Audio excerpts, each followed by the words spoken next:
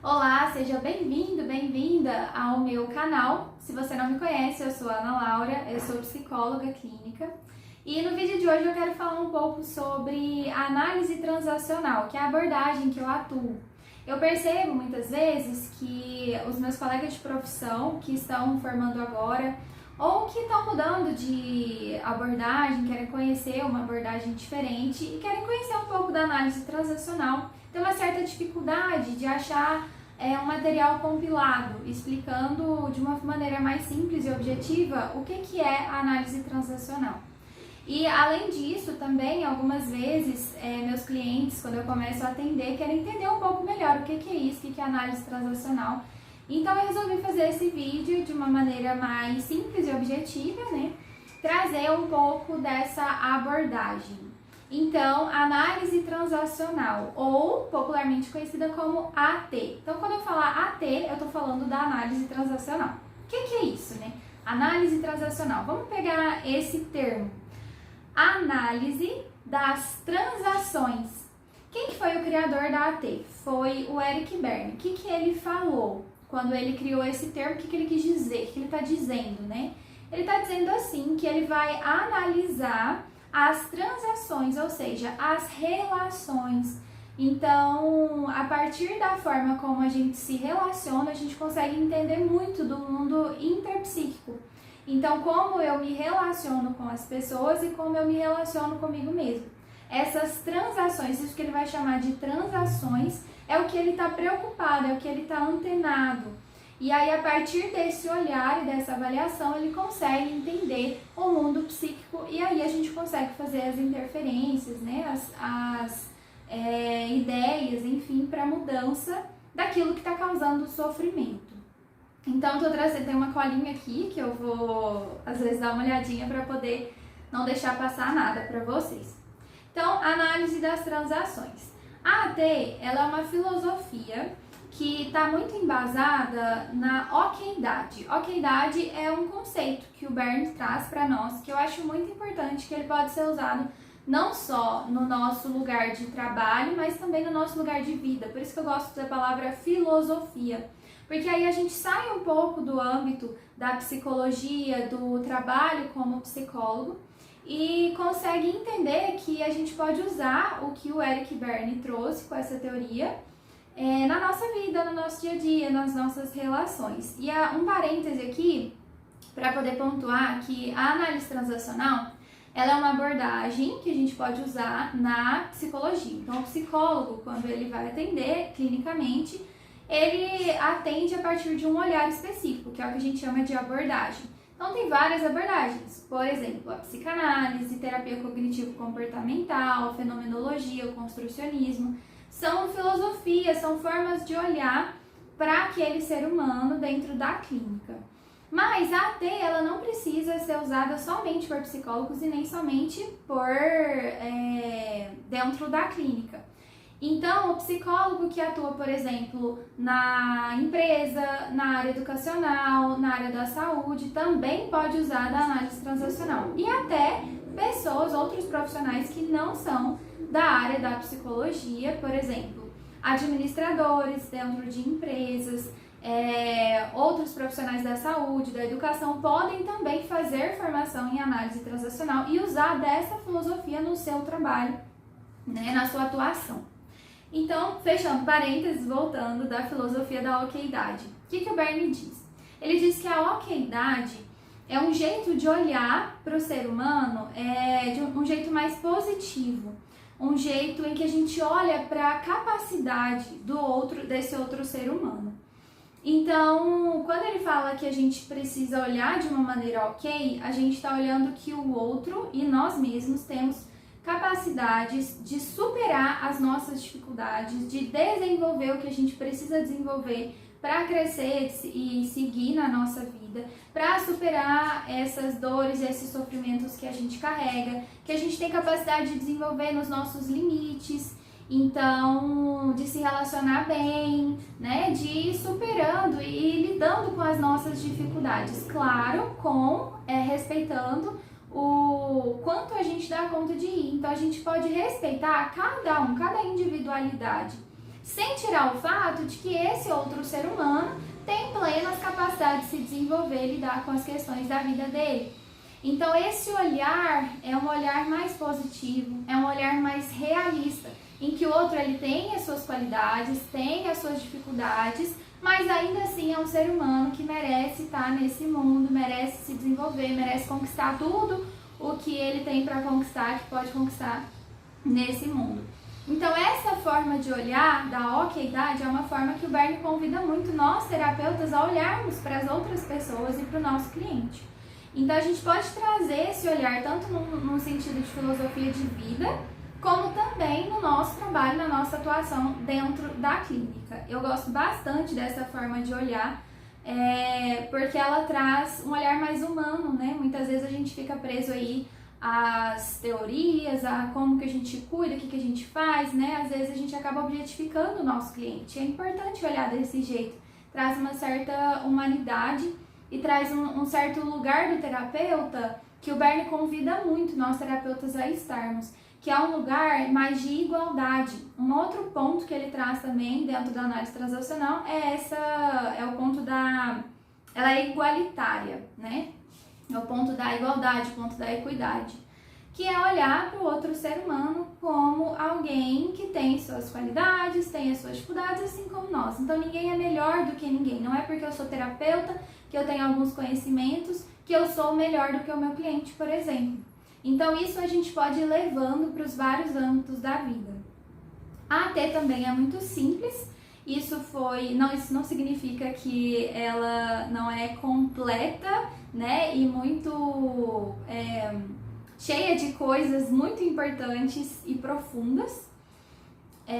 Mas é importante entender que o Bernie ele fez questão de fazer uma teoria que a gente pode ensinar para uma criança de 10 anos de idade. Porque assim a gente também coloca o nosso cliente novamente nesse lugar em que ele vai conseguir entender o seu lugar dentro do seu próprio processo. Essa ideia de terapeuta que sabe tudo ou que fica às vezes escondendo informação não é uma coisa que o Bernie gosta muito, né? Ele na verdade não gosta. Então ele traz esse olhar pra gente. Ele fazia uma coisa que eu achava bem legal, que eu acho bem legal das histórias dele. Ele levava os clientes dele para as supervisões, para os encontros com os outros psiquiatras. O Eric Berne era psiquiatra, né? Esse ponto é importante. E quando ele atendia e ele achava que valia a pena, né? Que seria um ponto legal para a terapia daquele cliente, daquele paciente, ele pegava esse paciente e levava para esses encontros que ele tinha de supervisão com outros psiquiatras. E aí o cliente dele ouvia a história, ouvia as conversas. Então ele dizia isso, que tudo aquilo que a gente sabe sobre o processo, o cliente também pode saber. Se não vale a pena a gente carregar e esconder uma informação do cliente. Claro que a gente precisa pontuar isso, levar isso para o cliente num momento mais adequado, de um jeito respeitoso. Mas é importante entender que o cliente precisa ter uma consciência do seu próprio processo. E o Bernie frisga muito nessa tecla, porque ele acha que é importante esse olhar igualitário entre as duas partes, terapeuta e cliente. Bom, então ela é simples, então o jeito que a gente consegue falar sobre essa abordagem é um jeito possível de ser entendido pelas pessoas, até por uma criança de 10 anos. E é uma terapia também, uma abordagem contratual. Isso significa que o terapeuta e o cliente vão juntos nos contratos que eles acham que precisam ser feitos para seguir o andamento da terapia. De novo, as duas partes vão andando juntas, né? A gente olha sempre assim, 50-50. Então tem os 50 do terapeuta e os 50 do cliente. Não é uma forma de atuação muito passiva, em que o cliente fala e o terapeuta às vezes resolve, dá resoluções. Ou em que o terapeuta não fala nada, né? Não é muito uma abordagem assim. A AT ela convida muito uma posição ativa do cliente e do terapeuta. Outro parêntese aqui. O Bernie também traz esse olhar menos passivo, então eu gosto bastante de dizer cliente. Nós da análise transacional costumamos usar a palavra cliente, porque a gente traz esse olhar mais ativo. Paciente dá a ideia de que o outro é passivo. Então, muitas vezes eu vou usar a palavra cliente para falar de paciente e às vezes eu vou usar paciente, mas eu tô dizendo a mesma coisa, ok? Então, vamos seguindo. A AT, ela tem 10 instrumentos, ou seja, são 10 teorias bases, né, da abordagem, da qual ele vai destrinchando essa análise sobre as relações. E a primeira é os estados do ego. Os estados do ego é a forma como ele foi explicando a estrutura da personalidade. Quem não conhece, os estados do ego são 3 bolinhas que ele fez, diagramou desse jeito, 3 bolinhas uma em cima da outra. A primeira corresponde a que ele chamou de pai, a do meio adulto e a embaixo é a criança.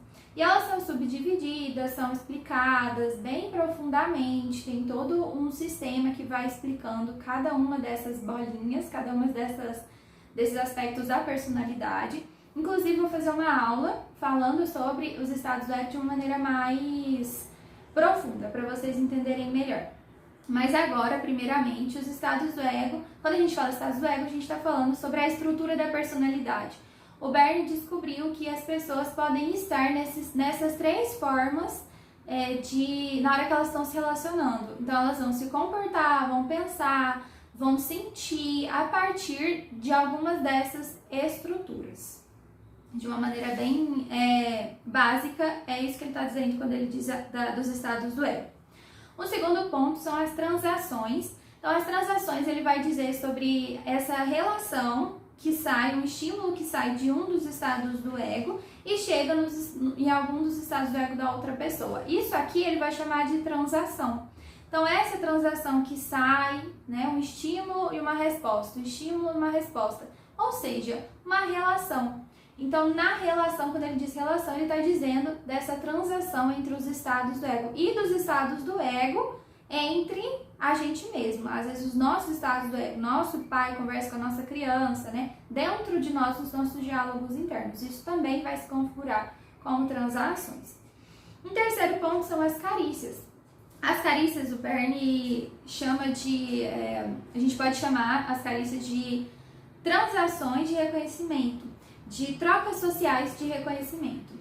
Ou seja, quando a gente está reconhecendo a existência de uma outra pessoa, a gente está falando sobre carícias. E aí a gente pode falar sobre carícias positivas, negativas, condicionais, incondicionais, carícias de toque, carícias de fala, né? Tem vários tipos. Vou fazer também aula sobre carícias. Vou fazer, na verdade, uma aula sobre cada um desses tópicos e alguns outros que não estão aqui, mas que estão dentro da análise transacional, que vão surgindo a partir dos estudos desses 10 instrumentos bases. Um outro ponto é a posição existencial. Então, o quarto instrumento, posição existencial. O que é a posição existencial? Ele percebeu que as pessoas se colocam no mundo de um jeito específico, elas olham para si mesmas, olham para o mundo, olham para as outras pessoas de um jeito específico. Então vamos voltar lá na oqueidade, que isso aqui fala da oqueidade. Quando a gente olha para o outro como um ser capaz de se desenvolver, de crescer, que tem suas dificuldades, tem suas qualidades, é um ser único e que ninguém é melhor do que ninguém, a gente está olhando para a oqueidade num sentido realista. Então essa é uma posição existencial realista. Uma posição existencial depressiva, que ele vai chamar de depressiva, é uma posição em que eu olho para mim como menos, eu acho que eu não sou capaz, não sou competente, eu sou, na verdade, mais os meus defeitos, as minhas dificuldades, eu não tenho quase nada de qualidade. E eu olho para o mundo e acho que as pessoas têm mais oportunidades, as pessoas têm muitas qualidades, as pessoas dão conta e eu não. Então eu começo a olhar numa posição menos mais, uma posição que ele vai chamar de depressiva. Então, essa é uma das formas de estar no mundo, uma posição existencial. E ele vai trazer 4 formas de estar no mundo. Alguns outros teóricos vão trazer uma 5ª forma.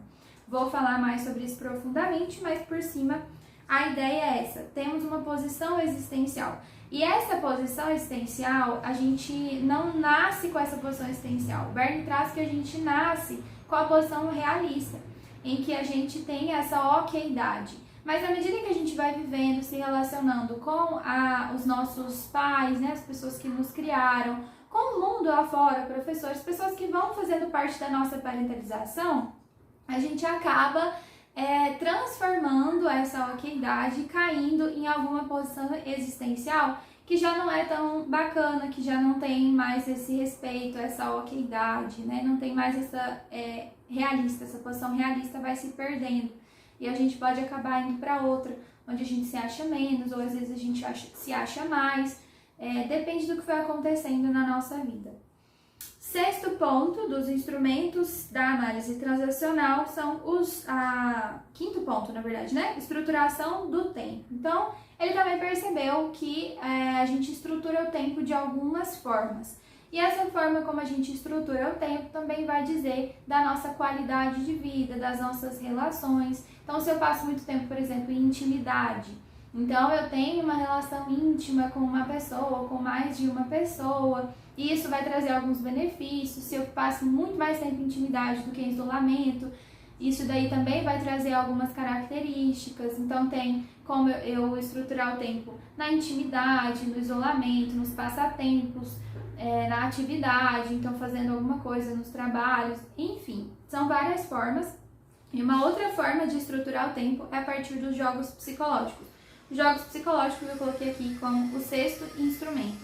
Os jogos psicológicos já é um tema bem mais complexo, e ele fala bastante sobre tudo aquilo que está dentro de nós, que foi marcando a gente na formação da nossa personalidade e de uma maneira inconsciente vai levando a gente a se movimentar nas relações e trazendo para nós algumas coisas que a gente decidiu, que a gente viveu no passado e que a gente ainda quer afirmar, que a gente ainda quer no sentido inconsciente. A gente ainda sustenta, a gente acredita que esse é o único caminho, e aí a gente vai repetindo histórias, repetindo relações e se mantendo muitas vezes em sofrimento, porque às vezes é isso que acontece.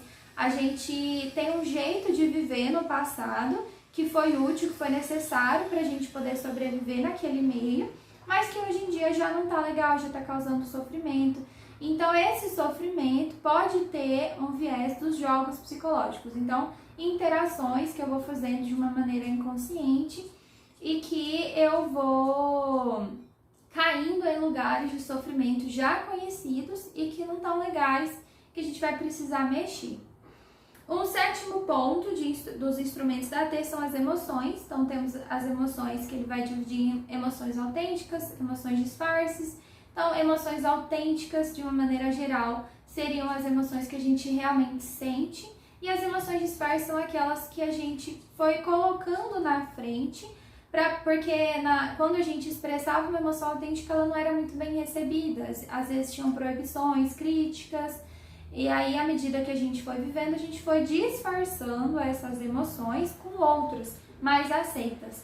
E aí, essas seriam as emoções disfarces. E aí tem os perigos, né? De novo, tem algumas coisas que vão surgindo a partir do momento em que a gente disfarça as emoções. Algumas coisas desagradáveis, algumas coisas até negativas para o nosso corpo, para o nosso sistema, que podem causar sofrimento.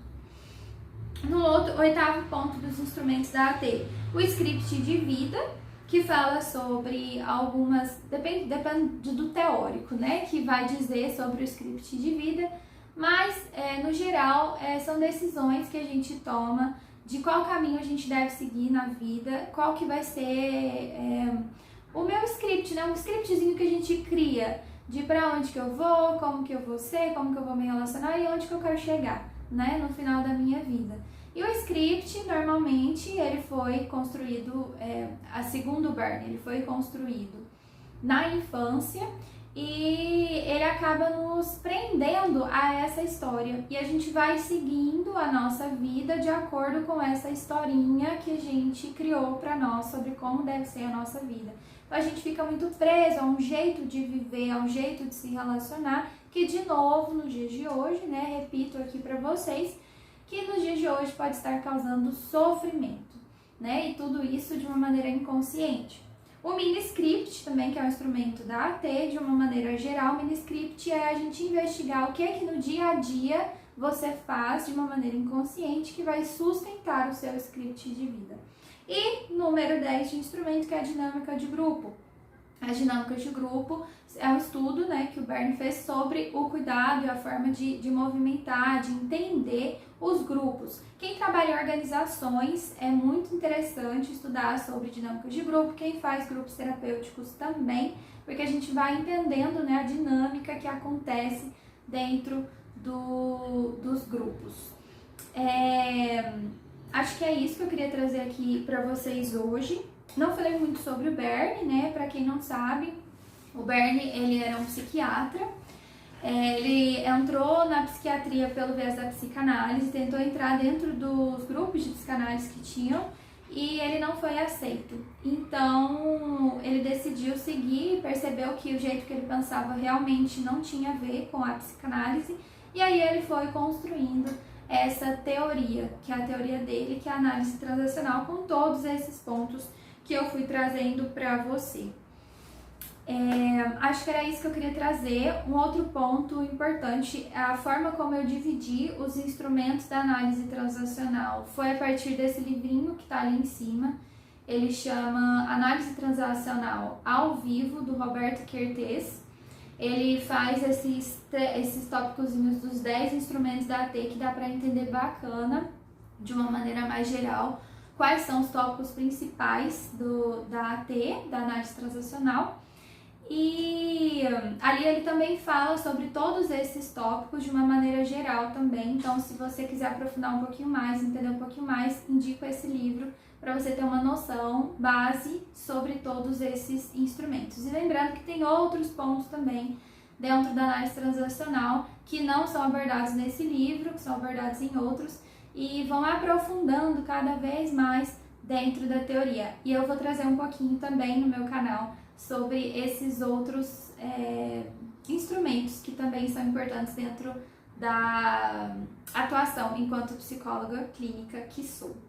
É isso, eu espero ter conseguido esclarecer um pouco mais sobre a análise transacional. Eu fico por aqui. Se você tiver alguma dúvida, alguma pergunta, algum comentário, pode escrever aqui embaixo que eu vou responder. E se você achar que vale a pena conhecer mais sobre a análise transacional, que eu vou começar a trazer mais sobre isso aqui no meu canal. Algumas aulas específicas sobre os temas e trazendo esses temas também para a nossa vida. Porque lembrando, a análise transacional, ela também é uma filosofia, ela pode ser usada no nosso dia a dia. Então, eu vou trazer os temas também para a gente poder usar eles no nosso dia a dia. Se você achar que vale, inscreve aqui no meu canal para você poder receber todos esses vídeos. Um grande abraço!